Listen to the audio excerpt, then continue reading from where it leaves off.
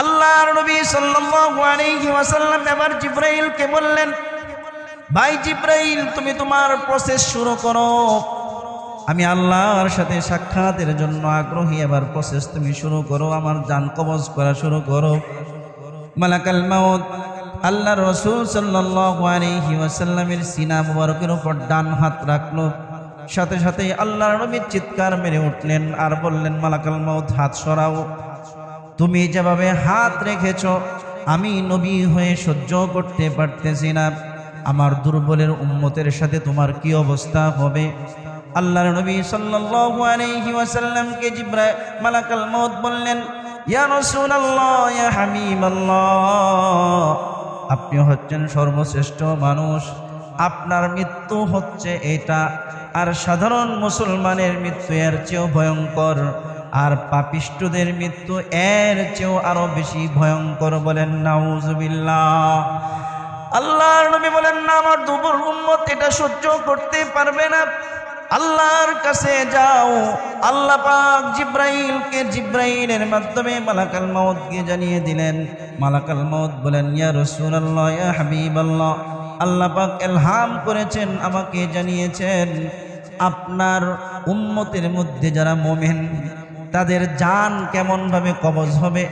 শিশু বাচ্চা মায়ের বুকের দুধ পান করতে করতে যেভাবে ঘুমিয়ে যায়, এইরকম ভাবে মুমিন বান্দারাও দুনিয়া থেকে বিদায়ের সময় ঘুমিয়ে যাবে, তাদের বিন্দু পরিমাণ কোনো কষ্ট হবে না। বলেন সুবহানাল্লাহ। আল্লাহ পাক আপনার সাক্ষাতের জন্য আগ্রহী। বলেন না সুবহানাল্লাহ।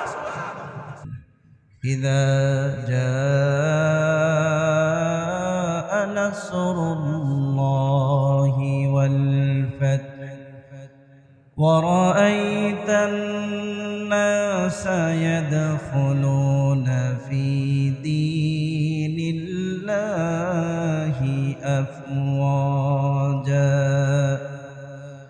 فسبح بحمد ربك واستغفره إنه كان توابا।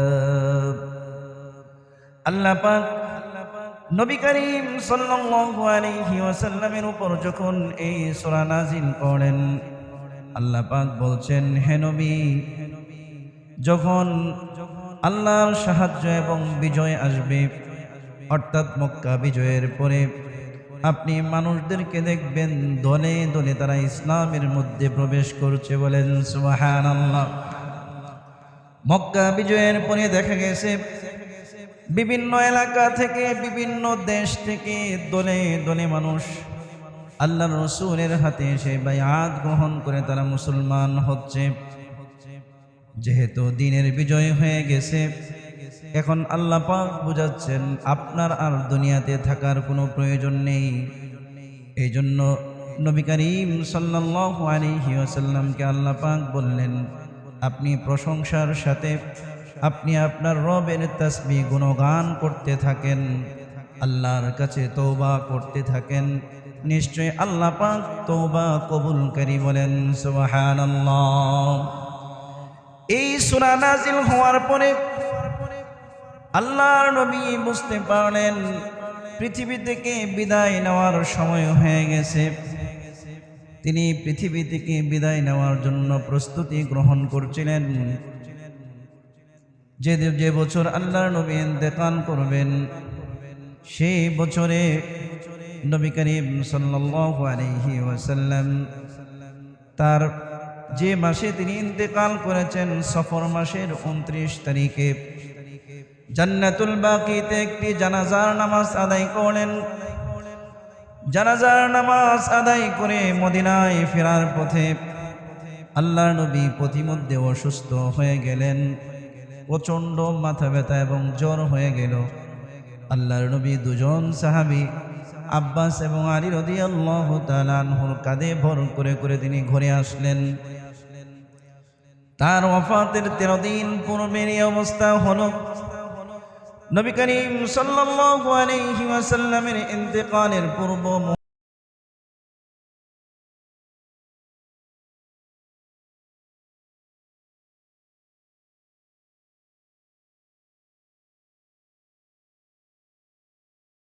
সিদ্দিকা রাদিয়াল্লাহু তাআলা আনহার ব্যাপারে মত দিলেন।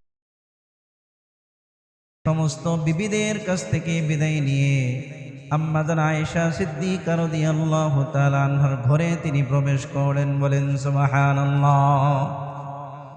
ইন্তেকালের 7 দিন পূর্বে আল্লাহর নবী সাল্লাল্লাহু আলাইহি ওয়াসাল্লাম একবার তিনি বেহুশ হয়ে যান, আবার হুঁশে ফিরেন।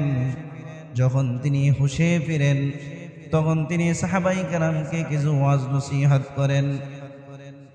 ইন্তেকালের 5 দিন পূর্বে সকালবেলায় আল্লাহর নবী বললেন, তোমরা 7টি কূপ থেকে, বিভিন্ন কূপ থেকে 7 বালতি পানি নিয়ে আসো। 7 বালতি পানি আনা হলো। আল্লাহর রাসূলের জন্য মসজিদে নববীর সামনে একটি চৌকি বিছানো হলো। সেই চৌকির মধ্যে আল্লাহর নবী বসলেন। বসার পরে আল্লাহর নবীর উপর বালতিগুলো একের পর এক যখন ঢেলে দেওয়া হচ্ছিল, তখন এক পর্যায়ে 7 বালতি পানি দেওয়ার পরে আল্লাহর নবী বললেন, বাস, যথেষ্ট হয়েছে, আর দরকার নেই। তিনি কিছুটা সুস্থতা বোধ করেন। সুস্থতা বোধ করে তিনি মসজিদে নববীর মিম্বারে বসে গেলেন। সমস্ত সাহাবায়ে কেরাম আল্লাহর রাসূল সুস্থ হয়ে গেছেন এটা ভেবে সমস্ত সাহাবায়ে কেরাম রাসূলের চতুর্পাশে বসে গেলেন। ছাতক পাখি নেই কথাগুলো শুনছিলেন। আল্লাহর নবী সাহাবায়ে কেরামকে উদ্দেশ্য করে বললেন, হে আমার সাহাবায়ে কেরাম, হে মুসলমানের দল, শোনো, ইতিপূর্বে যত জাতি, যত মানুষ অতিবাহিত হয়েছে, সমস্ত মানুষ তারা নবীদের কবরগুলোকে সেজদার জায়গা বানিয়েছে। তারা তাদের নবীদের কবরগুলোর মধ্যে সেজদা দিয়েছে। এই জন্য আল্লাহ পাক ইহুদি নাসারাদের উপর লানত নাজিল করেছেন। বলেন নাউজুবিল্লাহ। আল্লাহর নবী বললেন, হে আমার সাহাবায়ে কেরাম, আমার ওফাতের পরে আমার যে গুরুস্থান হবে, আমার যে কবর হবে, আমার যে রওজা হবে, রওজাকে তোমরা কবরের জায়গা বানিও না। আর এই মক্কা থেকে, আজ থেকে এই মক্কার জন্য যারা মুশরিক আছে, যারা ফাসিক ফুজ্জার আছে, মূর্তি পূজারী আছে, এদের জন্য আজকে থেকে এই মক্কা মদিনার হেরেমকে আল্লাহ পাক হারাম করে দিয়েছেন। বলেন সুবহানাল্লাহ। নবী করিম সাল্লাল্লাহু আলাইহি ওয়াসাল্লাম বললেন, আমি আবু বকরের সম্পদ এবং মাল দ্বারা যে পরিমাণ উপকৃত হয়েছি, ইসলাম যে পরিমাণ উপকৃত হয়েছে, অন্য কোনো ব্যক্তির সম্পদ এবং মাল দ্বারা এত পরিমাণে উপকৃত হই নাই।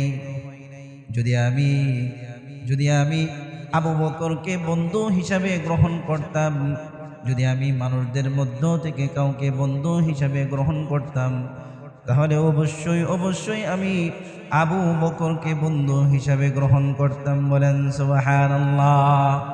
ওয়ালাকিন খুল্লাতুল ইসলামি আফদল, কিন্তু ইসলামী ভ্রাতৃত্ববোধ, ইসলামের যে পরস্পর বন্ধুত্ব আছে, এটাই হচ্ছে সবচেয়ে উত্তম। বলেন সুবহানাল্লাহ। আল্লাহর নবী বললেন, সুদ্দু, আজকে থেকে খুল্লাতান, আজকে থেকে মসজিদে নববীর যতগুলো দরজা জানালা আছে, সমস্ত দরজা জানালাগুলো বন্ধ, একমাত্র আবু বকরের দরজাটাকে উন্মুক্ত থাকবে। বলেন সুবহানাল্লাহ।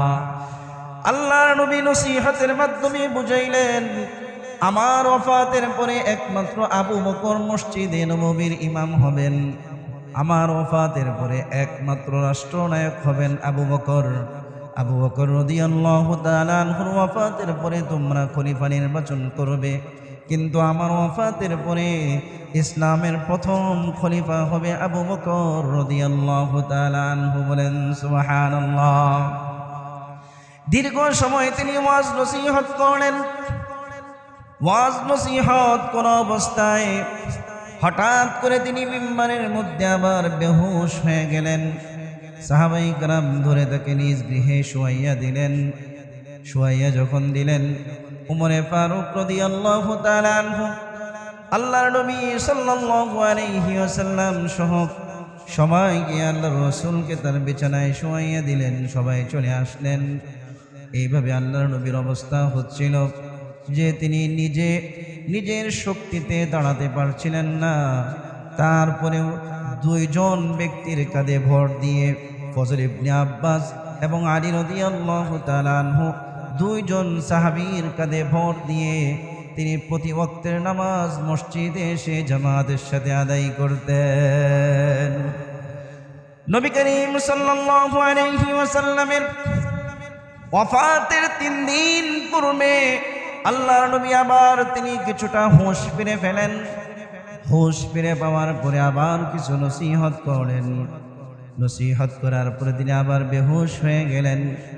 আল্লাহর নবীর ওয়াফাতের 3 দিন পূর্বে যখন 3 দিন শেষ হয়ে গেল, নবী করিম সাল্লাল্লাহু আলাইহি ওয়াসাল্লামের জন্য এশারের নামাজের জন্য সমস্ত সাহাবায়ে কেরাম অপেক্ষা করছিলেন, কিন্তু আল্লাহ রসুলের হুঁশ ফিরছিল না।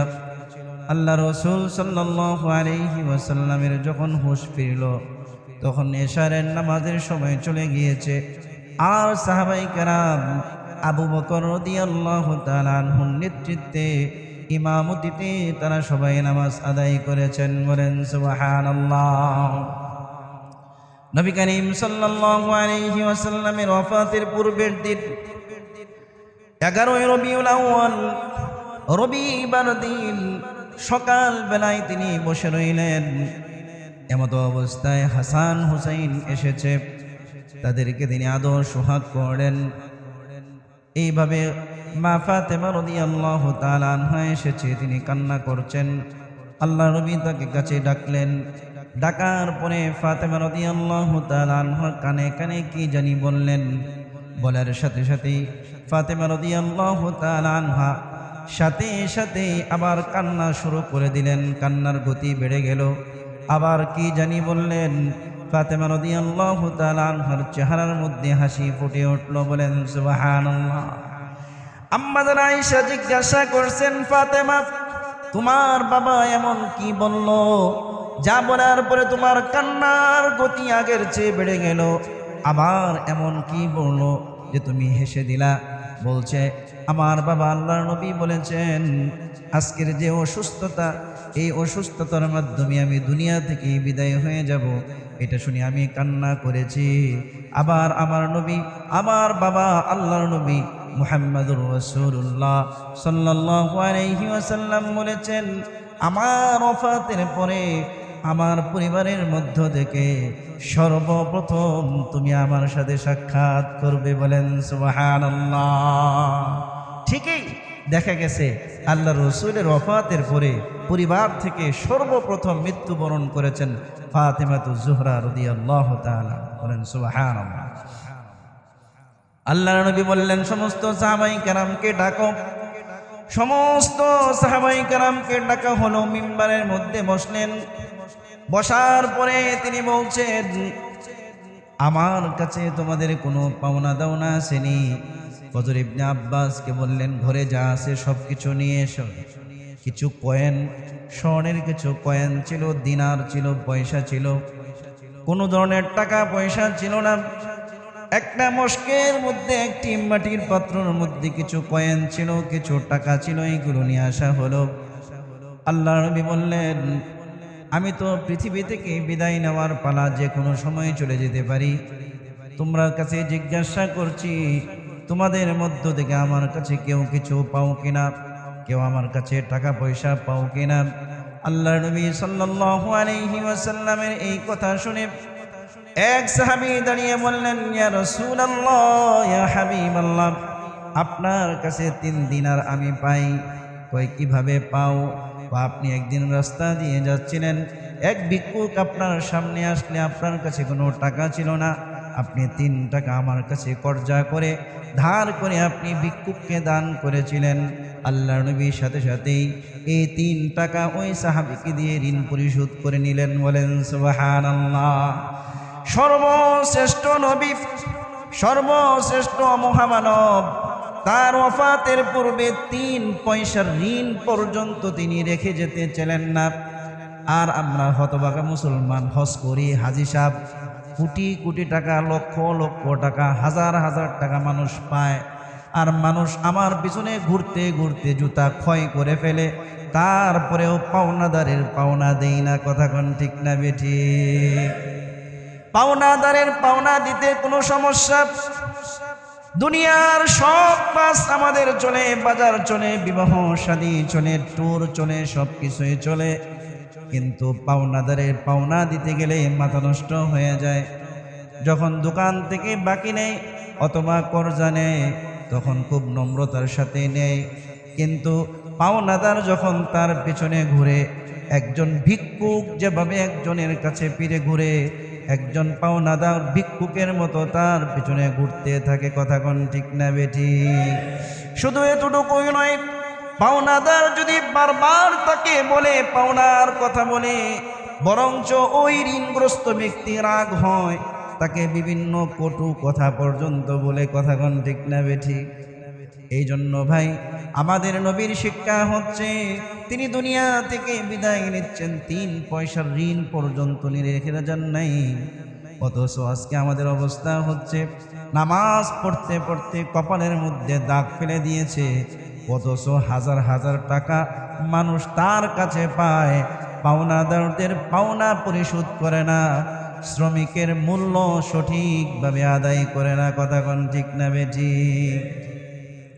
নবী করিম সাল্লাল্লাহু আলাইহি ওয়াসাল্লাম এবার বললেন, দুনিয়ার সম্পদের মধ্যে যদি আমার কাছে কোনো কিছু পাও দিয়ে দেব। এবার আল্লাহর নবী বললেন, হে আমার সাহাবায়ে কেরাম, তোমাদের মধ্যে আমার কাছে কারো উপর কোনো দাবি দুবা আছে কিনা? কাউকে শাস্তি দিয়েছি, কারো উপর আঘাত করেছি, কাউকে বিভিন্নভাবে কটূক্তি করেছি, খারাপ কথা বলেছি, তোমাদের মধ্যে এমন কোনো ব্যক্তি আছেনি যে আমার কাছে কোনো কেসাস পাও? কাউকে আমি মায়ের দিয়েছি, কাউকে আমি আঘাত করেছি, কষ্ট পেয়েছো, আজকে সেই আঘাতের প্রতিশোধ তোমরা গ্রহণ করতে পারো? বলেন সুবহানাল্লাহ। দু জাহানের বাদশা, গোটা পৃথিবীর বাদশা, অর্ধ জাহানের বাদশা, আল্লাহর পরে যে নবীর স্থান, সেই নবী মিম্বারের মধ্যে তার সাথীদেরকে বলছে, কাউকে যদি আঘাত দিয়ে থাকি, আজকে সেই আঘাতের প্রতিশোধ তোমরা গ্রহণ করে আমাকে ঋণ মুক্ত করো। বলেন সুবহানাল্লাহ। আর আজকে আমাদের অবস্থা কি? আমাদের এই জিহ্বা এত এত খারাপ হয়েছে, কথায় কথায় মানুষকে কষ্ট দেই, কথায় কথায় গালি দেই। আমি একজনকে জিজ্ঞাসা করলাম, কি ভাই কথায় কথায় গালি দেন? কয় হুজুর, এটা হচ্ছে একটা ব্যবসায়িক টেকনিক। বলেন নাউজুবিল্লাহ। এটা নাকি ব্যবসায়িক টেকনিক, মিথ্যাকে ব্যবসার টেকনিক বানিয়েছে। কয় মিথ্যা না বললে ব্যবসায়ী করা যায় না। নাউজুবিল্লাহ। ছল চাতুরি না করলে ব্যবসায়ী করা যায় না। আছে না নাই? তার মানে ছল চাতুরি, বাটপারি, চিটারি, ওজনে কম দেওয়া, খাদ্যে ফরমালিন দেওয়া, খাদ্যের সিন্ডিকেট করা, এইগুলোকে ব্যবসায়িক সুপান বানিয়েছে, ব্যবসায়িক পন্থা বানিয়েছে। অথচ আল্লাহর নবী বারবার বারবার সিন্ডিকেট, মিথ্যা, ধোঁকাবাজি এদের ব্যাপারে বারবার হুঁশিয়ার করেছেন। এমনও বলেছেন, যে ব্যক্তি মানুষকে ধোঁকা দেয় সে আমার উম্মতই না। বলেন নাউজুবিল্লাহ। নবী করিম সাল্লাল্লাহু আলাইহি ওয়াসাল্লাম যখন এই কথা বললেন, কারো উপর যদি আমার কেসাস থাকে আমাকে কেসাস নিয়ে নাও, সেই শাস্তি আমাকে দিয়ে আমাকে ঋণ মুক্ত করো। সাহাবায়ে কেরাম হু হু করে কান্না করে দিলেন আর বলতে লাগলেন, ইয়া রাসূলুল্লাহ, আমরা তো জাহান্নামের কিনারে চলে গিয়েছিলাম, আপনি আমাদেরকে টেনে টেনে আমাদেরকে জান্নাতের দিকে নিয়ে এসেছেন। আপনার জন্য আমাদের পিতামাতা কুরবান হোক, আপনার জন্য গোটা জীবন কুরবান হোক, আপনার উপর আমাদের কোনো দাবি নেই। কিন্তু এক সাহাবী পেছন থেকে দাঁড়িয়ে বললেন, ইয়া রাসূলুল্লাহ, ইয়া হাবিবাল্লাহ, আমার একটা দাবি আছে। আল্লাহ নবী বললেন, কি দাবি? বলছে, ইয়া রাসূলুল্লাহ, ইয়া হাবিবাল্লাহ, যুদ্ধের কাতার সোজা করতে গিয়ে আপনি একদিন আমার পেটটা একটু বড়, এই জন্য আপনি আমার পেটের মধ্যে, পিঠের মধ্যে লাঠি দিয়ে গুঁতা দিয়েছিলেন, আমি মারাত্মক ব্যথা পেয়েছিলাম, আজকে সেটার প্রতিশোধ গ্রহণ করতে চাই। আল্লাহর নবী সাল্লাল্লাহু আলাইহি ওয়াসাল্লাম ফজল ইবনে আব্বাসকে বললেন, হে ফজল ইবনে আব্বাস, দৌড়ে যাও, আমার ছুরি আমার লাঠিটাকে নিয়ে এসো। আল্লাহর নবীর সাহাবী, তুমি সামনের দিকে আসো। সামনের দিকে আসলো, সাহাবায়ে কেরাম দাঁড়িয়ে গেলেন। উমরে ফারুক বলছেন, তুই যদি সামনের দিকে একটা পা বাড়াস, আমার কল্লা আজকেই আমার তরবারি ফয়সালা করবে, তোর দেহ থেকে মাথাটাকে আমি বিচ্ছিন্ন করে ফেলবো। আল্লাহর নবীর গায়ের মধ্যে বিন্দু পরিমাণ যদি তুমি ঠুকা দাও, কোনো আঘাত করো, তাহলে তোমার কোনো উপায় নাই। আল্লাহর নবী ওমরে ফারুক রাদিয়াল্লাহু তাআলা আনহুকে বললেন, ওমর তুমি বসো, এটা আমার আর ওই আমার সাহাবীর মুআমালা, মাঝখানে কোনো কথা বলো না। আমি আমার রবের সাথে এমন ভাবে সাক্ষাৎ করতে চাই যে আমার রবের সামনে আমার বিরুদ্ধে কেউ কোনো কথা যেন বলতে না পারে। বলেন সুবহানাল্লাহ। সাহাবী সামনের দিকে আসলেন, আসার পরে ফজল ইবনে আব্বাস ছুরিটা দিল। দেওয়ার পরে আল্লাহর নবী বললেন, এখন তুমি আমার পেটের মধ্যে আঘাত করো, পিঠের মধ্যে আঘাত করো। ওই সাহাবী বলছেন, ইয়া রাসূলুল্লাহ, ইয়া হাবিবাল্লাহ, আপনার পেটে এবং পিঠে যে আঘাত করব, আপনি যখন আমার পেটে এবং পিঠে আঘাত করেছিলেন তখন আমার শরীরের মধ্যে কোনো কাপড় ছিল না। আপনার শরীরের মধ্যে কাপড় আছে, আপনার শরীরের কাপড় সরান।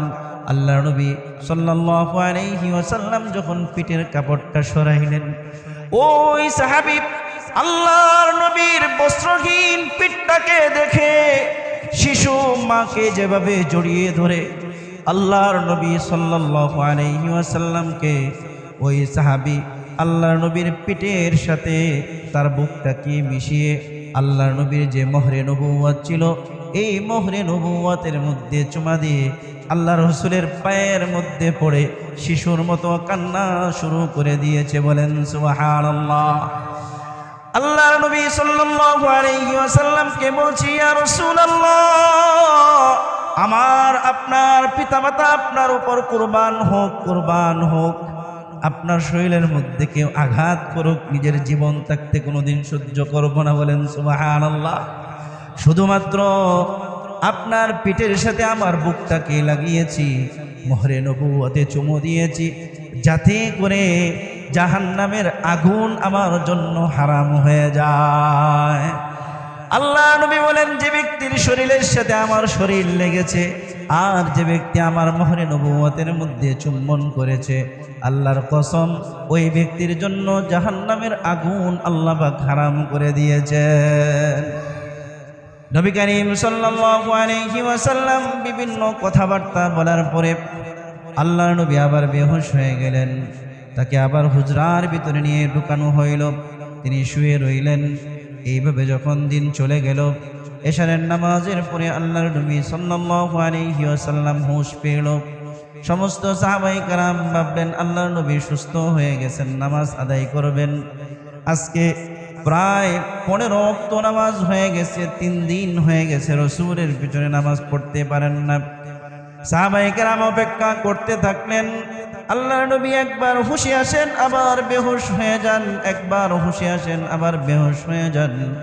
মধ্য রজনী পর্যন্ত সাহাবায়ে কেরাম অপেক্ষা করেন। অপেক্ষা করার পরে আবু বকর রাদিয়াল্লাহু তাআলা আনহুর নেতৃত্বে জামাতের আবু বকর রাদিয়াল্লাহু তাআলা আনহুর ইমামতিতে সাহাবায়ে কেরাম নামাজ আদায় শুরু করে দিলেন। বলেন সুবহানাল্লাহ।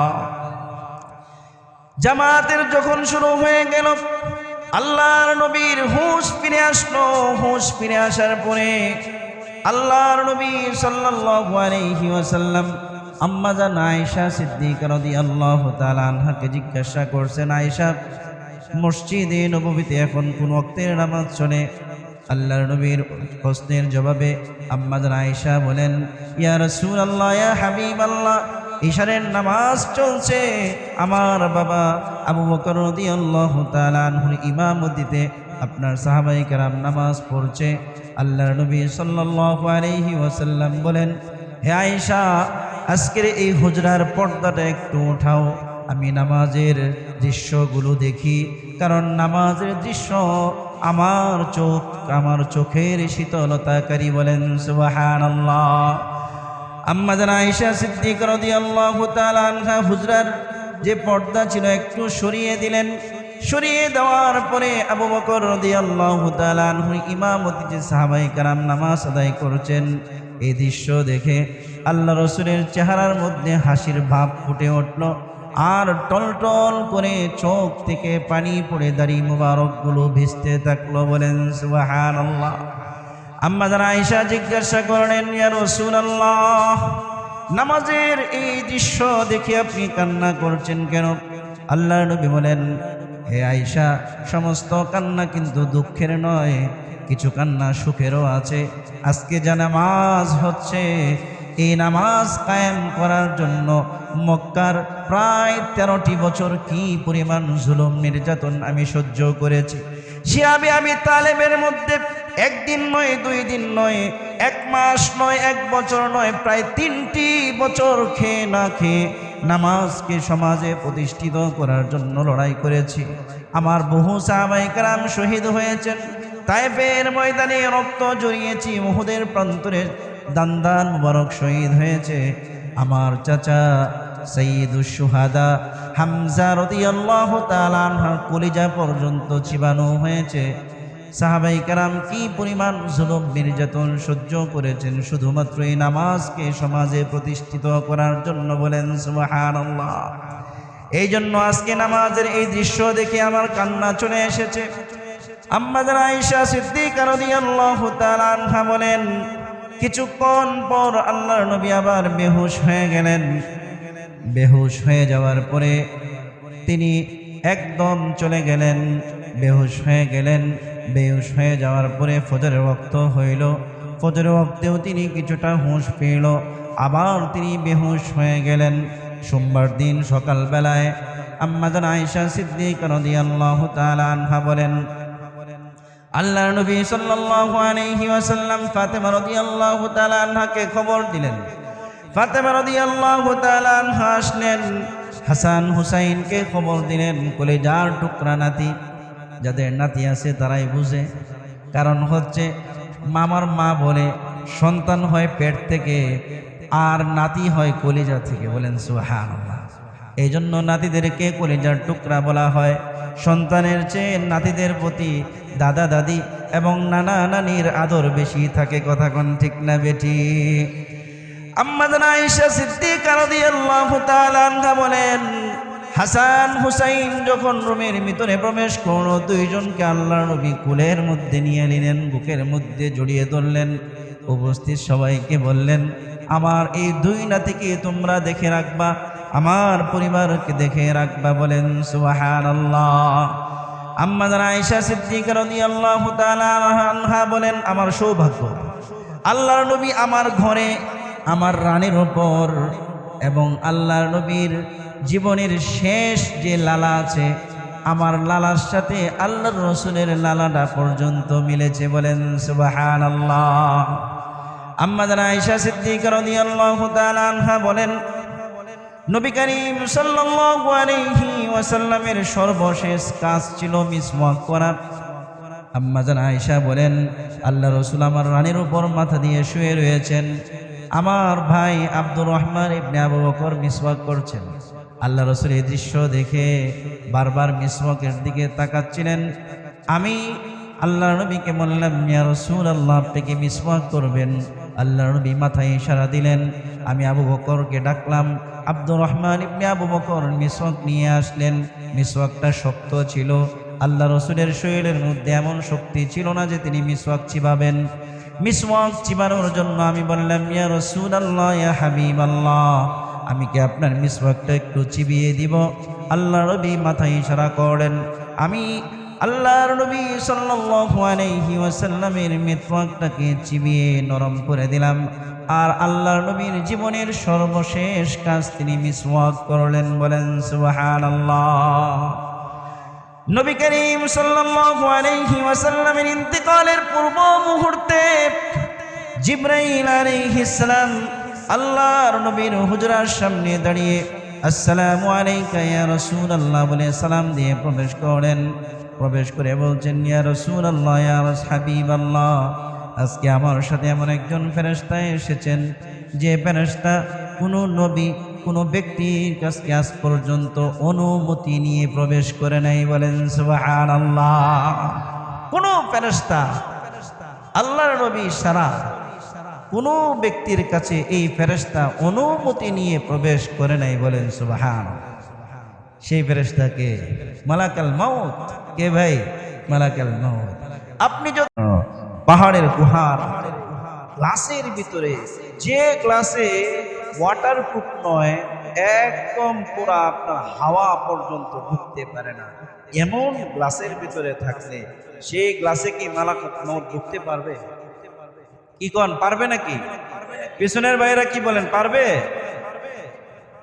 আল্লাহ রাসূল সাল্লাল্লাহু আলাইহি ওয়াসাল্লামের কাছে এসে সালাম দিলেন। সালাম দিয়ে বললেন, ইয়া রাসূলুল্লাহ, আল্লাহ পাক সালাম পাঠিয়েছেন। বলেন সুবহানাল্লাহ। আর জানতে চেয়েছেন আপনি কি দুনিয়া থেকে এখন আমার সাথে যাবেন নাকি পরে যাবেন? আপনি যেটা বলবেন সেটাই হবে, তবে আল্লাহ পাক আপনার সাক্ষাতের জন্য আগ্রহী। আল্লাহ পাক আপনার সাক্ষাতের জন্য আগ্রহী। বলেন না সুবহানাল্লাহ।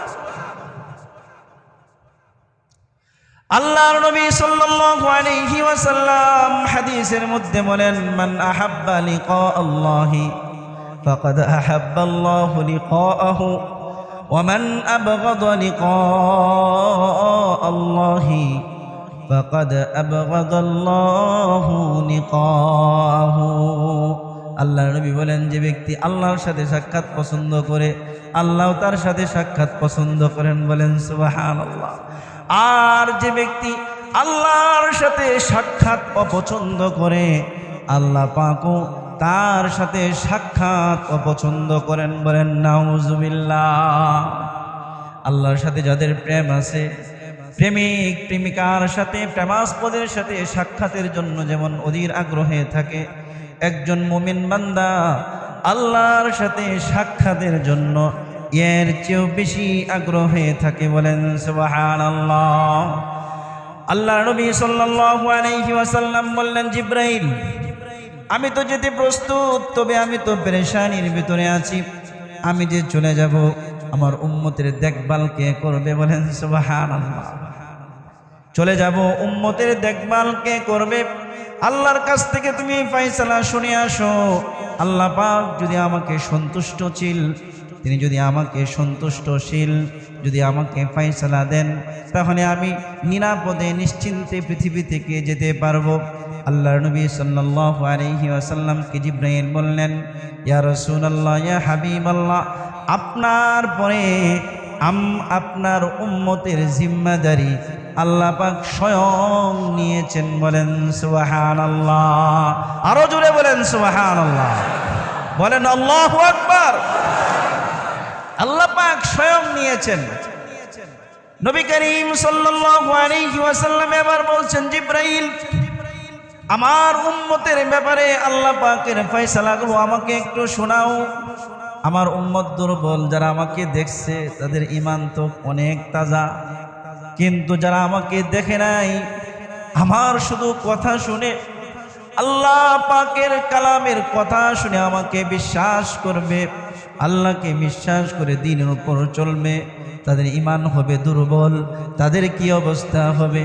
জিবরাইল আলাইহিস সালাম বললেন, ইয়া রাসূলুল্লাহ, আপনার উম্মতের ব্যাপারে আল্লাহ পাক ফয়সালা করেছেন, আপনার উম্মত যদি মৃত্যুর 1 বছর পূর্বে তওবা করে, তাহলে আল্লাহ পাক আপনার উম্মতের জিন্দেগির সমস্ত গুনাহগুলো মাফ করে দিবেন।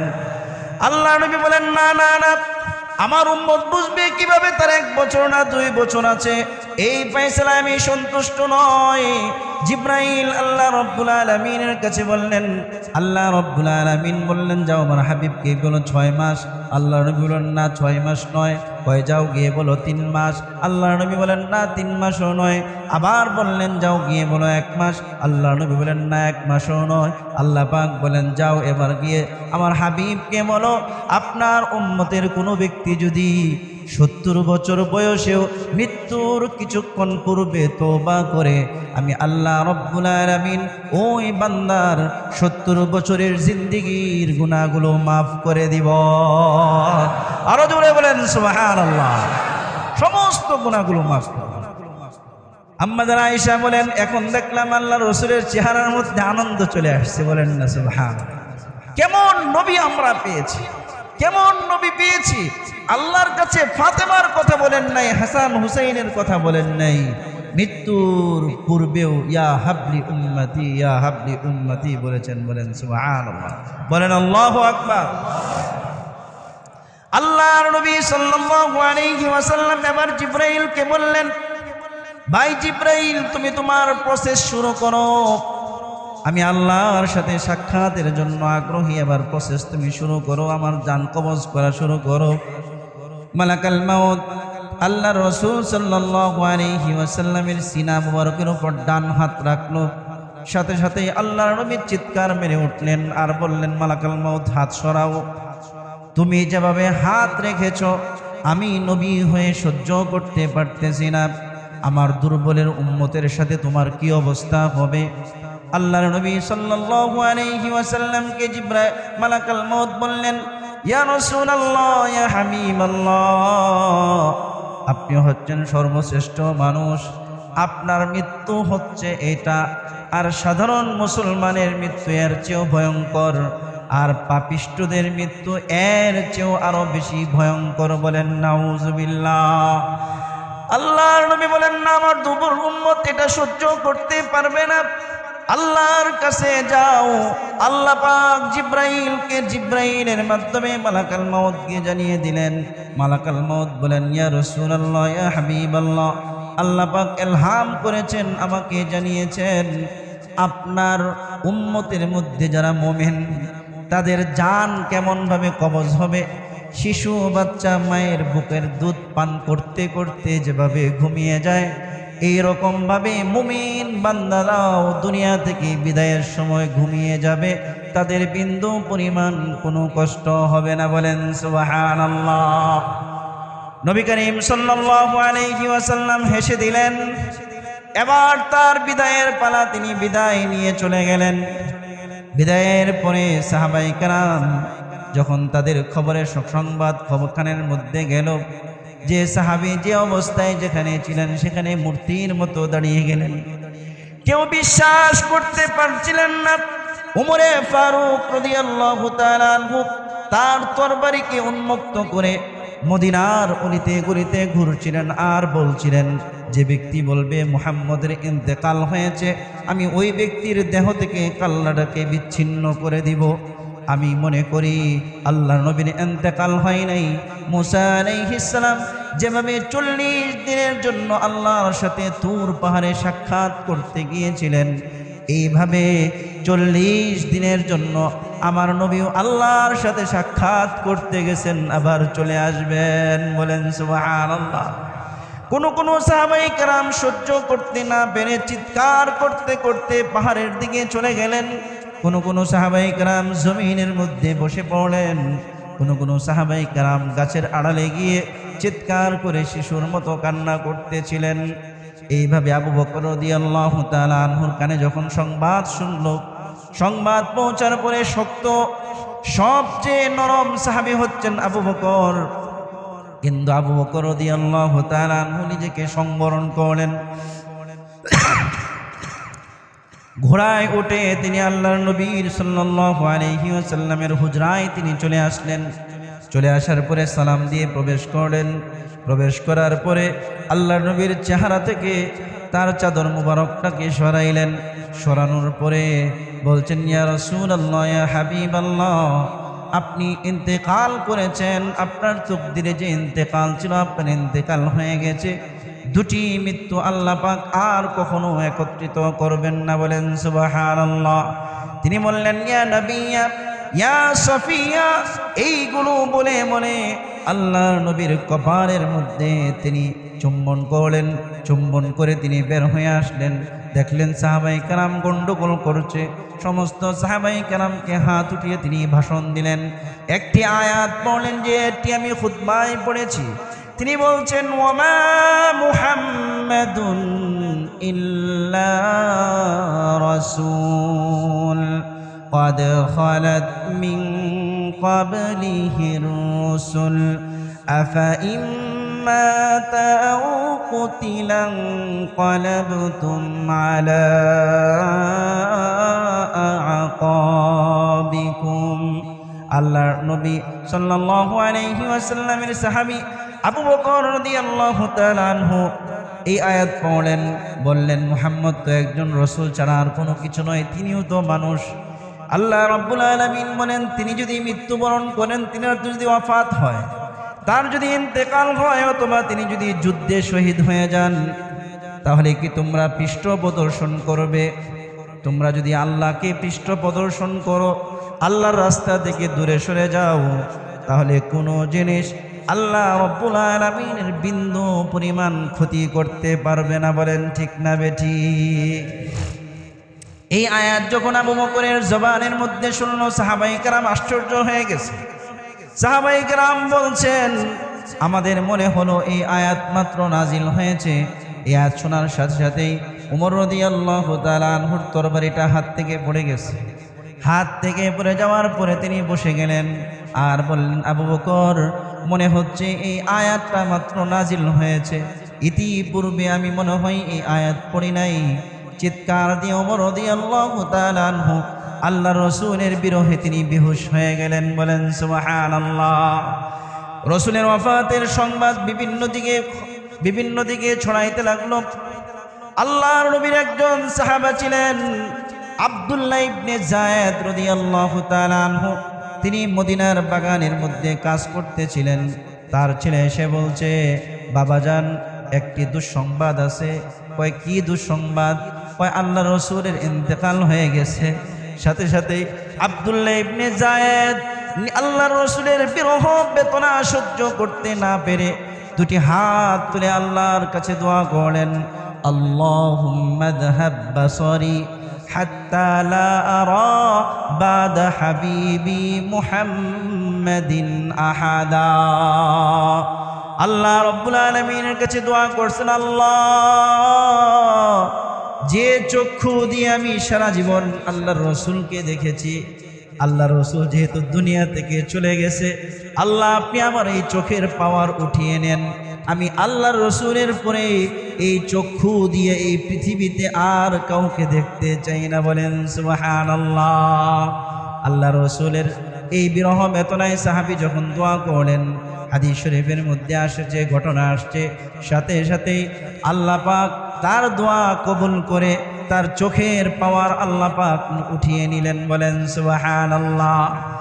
বেলাল হাবশী রাদিয়াল্লাহু তাআলা আনহু আল্লাহর নবীর ইন্তেকালের পরে তিনি পাগলের মতো হয়ে গেলেন।